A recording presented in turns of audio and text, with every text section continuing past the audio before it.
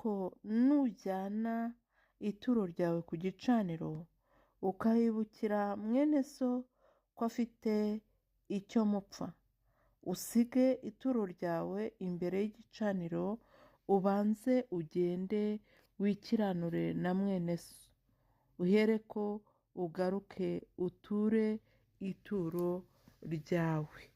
Imana yacu ihabwe icyubahiro cyane. Aha Yesu yavugaga ku bwiyunge, cyakoze hari aho usanga bikomeye kandi bigoranye, ariko Imana ni nyembabazi, kwisaba imbabazi birashoboka. Hari abantu basenga buri munsi, hari abantu biyiriza ubusa, hari abantu batanga amaturo yabo, ariko hari umutima